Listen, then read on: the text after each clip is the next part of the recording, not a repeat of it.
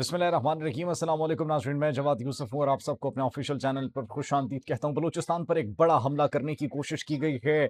Israel, Afghanistan, Bharat BLA के through बड़े पैमाने पर हमले कर रहे हैं। इस वक्त बलूचिस्तान मैदान जंग बन चुका है। 12 मकामात पर हमले किए गए हैं। उन 12 मकामात पर जंगी सूरत हाल नाफिज कर दी गई है। एसएसजी कमांडोज मैदान में उतर चुके हैं। किन किन मकामात पर हमले किए गए हैं, कौन कौन से इलाकों को क्लियर करवा लिया गया है, कितनी शहादतें हुई हैं हमारी अफवाज की जानिब से, इसके साथ साथ कितने कारिंदों को जहन्नुम वासिल कर दिया गया है। पाक फौज हाई अलर्ट पर है। Field marshal general Syed Asim Munir ने डंडा उठा लिया है और नो टॉलरेंस, नो कोऑपरेशन की कॉल दे दी गई है। और अब उन तमाम तर फितनों को जो कि बलूचिस्तान को लहू लहू करने आए थे, उन तमाम तर फितनों को एलिमिनेट करके ही हमारी अफवाज, हमारी सिक्योरिटी फोर्सेस सुख का, चैन का सांस लेंगी। इस वक्त हेलीकॉप्टर्स की आवाजें, हेलीकॉप्टर्स दिखाई दे रहे हैं, साथ ही साथ ड्रोन्स उतर चुके हैं और हाई टेक का इस्तेमाल किया गया है, टेक्नोलॉजी का इस्तेमाल किया गया है। बलूचिस्तान की आवाम जो है इस वक्त खौफ व हिरास के अंदर है और अभी तक कार्रवाइयां जारी है, ऑपरेशन जारी है। जिन जिन मकामात पर ऑपरेशन जारी है उनका तो आपको बताएंगे। भारत की अरबों की जो इन्वेस्टमेंट है वो डूब चुकी है। अफगानिस्तान के थ्रू जो उन्होंने की वो क्यों डूबी है वो भी आपको बताएंगे। साथ ही साथ भारत को अब एक कटहरे में लाकर खड़ा कर दिया गया है। भारत पर बड़े पैमाने पर सैंक्शंस लगने वाली हैं। किस वजह से भारत पर ये सैंक्शंस लगने वाली है, भारत ने कौन सा जुर्म किया है और भारत अब उस जुर्म से पीछे नहीं हट सकता। अब अगर रिलीफ मिलेगा तो अदालत देगी, भारत खुद पीछे नहीं हट सकता। जस्टिफिकेशन भारत को देना पड़ेगी। And this is what we have been saying from the past few months कि भारत ने जो आबी जारहियत की कोशिश की है, भारत ने जो एक खिलाफ वर्जी की कोशिश की है, जो इकदामात उठाए थे, और वो कौन से इकदामात थे, वो कौन सी खिलाफ वर्जी थी, वो भी नाज़रीन हम आपको आगे चलकर बताएंगे। लेकिन सबसे पहले हम आगाज करते हैं बलूचिस्तान की सिचुएशन से। बलूचिस्तान के अंदर नाज़रीन सुबह सहरी के टाइम के बाद से एक मुनज़्ज़म मनसूबाबंदी के तहत हमला करने की कोशिश की जाती है। ऑपरेशन सिंदूर 2.0 के जो ख्वाब देखे जा रहे थे, अब ऑपरेशन सिंदूर 2.0 नहीं लॉन्च किया गया, बल्कि हिरॉफ 2.0 ऑपरेशन लॉन्च किया गया है। भारत की जानिब से यह कहा जा रहा है भारत इसमें मुलव्विस है, अफगान हैंडलर्स इसके अंदर मुलव्विस हैं और बीएलए की जानिब से, बीएलए के जो कारिंदे थे, जो फितनल हिंदुस्तान के थे, फितनल खवारिज के थे, उन्होंने मुनज़्ज़म मनसूबाबंदी के तहत हमले करने की कोशिश की है। 12 मकामात पर हमले किए गए हैं। जो ताज़ा तरीन सूरत हाल है नाज़रीन, वो अगर हम आपको बताएं किस किस मकाम पर हमला किया गया। सबसे पहले पसनी पर हमला किया गया, पाकिस्तान कोस्ट गार्ड्स पर। गवादर में मजदूर कॉलोनी पर हमला किया गया। 12 धमाकों की आवाजें गूंजी हैं वहां पर, 12 धमाकों की आवाजें सुनी गई है गवादर के अंदर। इसके साथ कोयटा में सरियाब रोड के करीब हमला किया गया। नोशकी में एफसी हेडक्वार्टर्स पर हमला किया गया। नोशकी एफसी हेडक्वार्टर के साथ साथ दलबंदीन में भी एफसी हेडक्वार्टर्स पर हमला किया गया। मस्तूंग में, बिलीचा में, तुम में भी जो है वो हमला किया गया। पंजगोर में भी जो है वो हमला किया गया। ये तमाम तर वो मकामात हैं जहां पर हमला करने की कोशिश की गई, हमले किए गए। लेकिन डिस्पाइट ऑफ दैट पाकिस्तान फौज ने जो एक सीसा पिलाई दीवार की मानंद किरदार अदा किया और इन तमाम तर हमलों को न सिर्फ नाकाम बनाया, बल्कि फितनल खवारिज के, फितनल हिंदुस्तान के, अफगान हैंडलर्स के, भारतीय एजेंसियों के जितने भी कारिंदे थे उनको जहन्नुम वासिल कर दिया। सड़कों पर लाशों के अंबार जो है वो पड़े थे और वो भागने पर मजबूर हो चुके।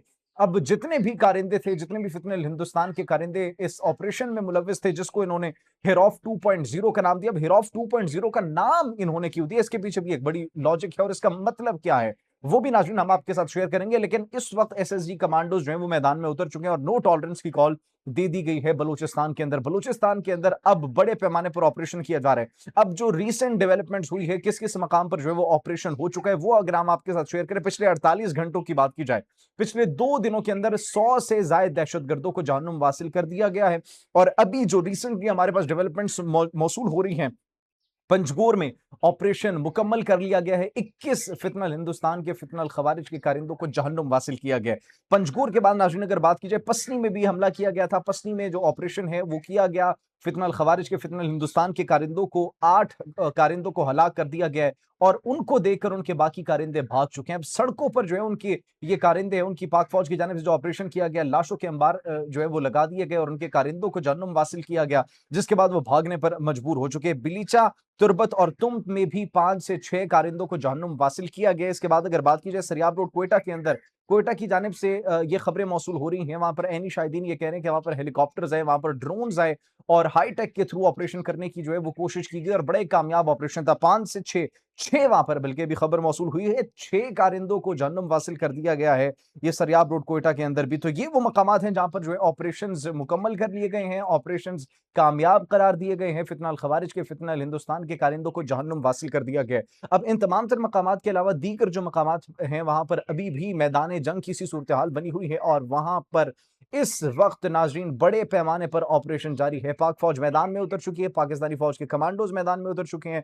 हेलीकॉप्टर्स वहां पर पहुंच चुके हैं, हेलीकॉप्टर्स के साथ साथ ड्रोन्स वहां पर पहुंच चुके हैं। पाकिस्तानी अफवाज मुकम्मल तौर पर इन दुश्मनों का, दुश्मनान इस्लाम का, दुश्मनान पाकिस्तान का सरकलम करने के लिए तैयार है। और जब तक इन फितनों को एलिमिनेट नहीं कर दिया जाता, जो कि इस खित्ते को डिस्टेबलाइज करने की कोशिश कर रहे हैं, पाकिस्तान को डिस्टेबलाइज करने की कोशिश कर रहे हैं, तब तक पाक फौज सुख से चैन से बैठने वाली नहीं है। चूंकि खैबर पख्तूनख्वा के अंदर एक्सट्रीम वेदर कंडीशंस है इस वक्त and everyone knows about it. वहां पर चूंकि बर्फबारी है, मौसमियाती तब्दीलियों की वजह से वहां पर जिस तरीके से अभी जो एनवायरनमेंट है, जो वेदर कंडीशंस वहां पर है, तो वहां पर सर उठाने के बजाय यहां पर बलूचिस्तान को निशाना बनाने की कोशिश की गई और बलूचिस्तान को भी ये जो हमले किए गए हैं नाज़रीन, 12 से जायद मकामात पर, ये एक मुनज़्ज़म मनसूबाबंदी के तहत जो है वो हमले किए गए, जिसके अंदर अब इसराइल की इन्वॉल्वमेंट भी जो है उस पर भी सवालात उठाए जा रहे हैं, क्योंकि मुख्तलिफ तज्जियाकार, दिफाई तज्जियाकार जो है वो ये कह रहे हैं, चेयरमैन तहरीक जवारान पाकिस्तान अब्दुल्ला हमीद गुल से अभी हमारी गुफ्तगू हुई, बातचीत हुई, उन्होंने कहा कि इसके पीछे इसराइली हाथ भी है, इसके पीछे जो है उनकी इन्वॉल्वमेंट है, इसके पीछे अफगानिस्तान कैंडल्स की इन्वॉल्वमेंट है, इसके पीछे नो डाउट भारत की इन्वॉल्वमेंट है। क्योंकि इस वक्त जो अभी खैबर पख्तूनख्वा के अंदर मौसम की जो सिचुएशन है उसको देखते हुए उन्होंने वहां पर कार्रवाई नहीं बल्कि बलूचिस्तान को निशाना बनाया, लेकिन हमारी फौज ने उनके तमाम तर उन हमलों को जो है वो नाकाम बनाया और बड़ा भरपूर तरीके से उनको जवाब दिया। अगर बात की जाए नाज़रीन कोयटा और दीगर शहरों के अंदर, मेन शहरों के अंदर जहां तक जो है वो ट्रेन जारी थी, जाफर एक्सप्रेस, दीगर जितनी भी ट्रेन थी, उन तमाम तर ट्रेन को मुकम्मल तौर पर फिलहाल के लिए बंद कर दिया गया, ऑपरेशन उनके मुअत्तल कर दिए गए हैं। बेनुस सूबाई जो सूबे के अंदर भी ट्रैवल करी थी, वो ट्रेन भी बंद कर दी गई हैं। इसके साथ साथ जो दीगर सूबों में और ये अंदरूने मुल्क जो उनकी ट्रैवलिंग हो रही थी उसको भी मुकम्मल तौर पर बंद कर दिया गया। यूएस के वेपन्स का इसके अंदर इस्तेमाल किया गया है, साथ ही साथ सिविलियंस को टारगेट करने के लिए ये प्रॉपर प्लानिंग की गई। अफगान हैंडलर्स इसके अंदर मौजूद थे, अरबों रुपए जाया हो चुके हैं भारत के, जो कि उन्होंने इन्वेस्ट किए थे इस तमाम तर कार्रवाई पर। यह कहा जा रहा है क्योंकि यह ऑपरेशन उनकी जानिब से जो लॉन्च किया गया मुकम्मल तौर पर नाकाम हो चुका है। अब नाज़रीन हिरौफ 2.0 भारत ने ये इस ऑपरेशन को एक्चुअली ये नाम दिया गया, जिसका क्या मतलब है मकामी वहां पर जबान में, अगर इसका मतलब देखा जाए बलूचिस्तान की, तो इसका मतलब है काली आंधी। लेकिन उस काली आंधी को मुकम्मल तौर पर जो है वो नेस्तो नाबूद कर दिया, खत्म कर दिया है। पाक फौज के सुनामी ने, पाक फौज के तूफान ने उस आंधी को नेस्तो नाबूद कर दिया है। भारत के लिए नाज़रीन दूसरी बुरी खबर है, बड़ी खबर भी है और बुरी खबर भी है, भारत भाग नहीं सकता, पीछे नहीं हट सकता। वाई? क्योंकि भारत ने जो आबी जारियत की थी, पानी को जो एक हथियार बनाकर इस्तेमाल करने की कोशिश की थी, अब अदालत में उनको बुला लिया गया, तलब कर लिया गया और एक बहुत बड़ा फैसला आने वाला है। हम वक्त से पहले वो फैसले का आपको नहीं बताएंगे, लेकिन हैग इंटरनेशनल कोर्ट ऑफ आर्बिट्रेशन में नाज़रीन ये भारत को तलब किया गया और भारत से हिसाब मांगा गया है। वो सिंतास मुआहदे की जो खिलाफ वर्जी की गई थी, पानी को जो रोका गया था, और ये बगलिहार और किशन गंगा डैम और ये हाइड्रो पावर जो प्रोजेक्ट्स हैं एक्चुअली, इनके मुतालिक उनसे जवाब मांगा गया और लॉग बुक्स जमा कराने का हुक्म 9 फरवरी को जो है वो जारी किया गया कि ये जमा करवाएंगे। अब लॉग बुक्स जमा कराने से इनको ये तकलीफ है कि इनको पानी कितने वक्त के लिए उन्होंने इस्तेमाल किया, कितना ज्यादा इस्तेमाल किया, उसकी क्या मिकदार थी, कितना इन्होंने रोका था, कितनी मिकदार में इन्होंने आगे जाने दिया, उसका फ्लो कम किया, इस तमाम तरह का डाटा कैलकुलेशन सब कुछ इसको भारत को जो है इस कोर्ट को फराहम करना पड़ेगा। अगर उन्होंने पानी रोका तो उसकी नीयत क्या थी, they have to tell now proper justification, reasons behind behind the stopping of water actually, जो उन्होंने पानी को रोका।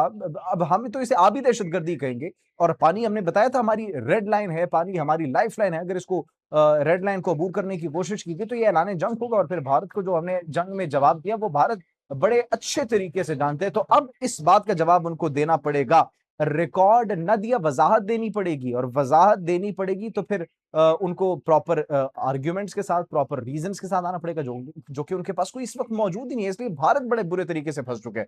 अब यहाँ पर एक सवाल किया जा रहा है नाज़रीन, सवाल क्या किया जा रहा है, सवाल यहाँ पर यह किया जा रहा है कि भारत वो अगर हाजिर ना हो, भारत अगर वहां पर जाए ना, भारत को क्या रिलीफ दिया जा सकता है? नहीं, रिलीफ नहीं दिया जा सकता। ये अदालत की जानिब से, हाग इंटरनेशनल कोर्ट ऑफ आर्बिट्रेशन की जानिब से कहा गया है कि रिलीफ देने का इख्तियार सिर्फ अदालत को है, किसी एक्सपर्ट को, किसी भी उसको इख्तियार नहीं है और साहिब इख्तियार को ये इख्तियार सिर्फ अदालत के पास है कि उनको रिलीफ दिया जाए, ना दिया जाए।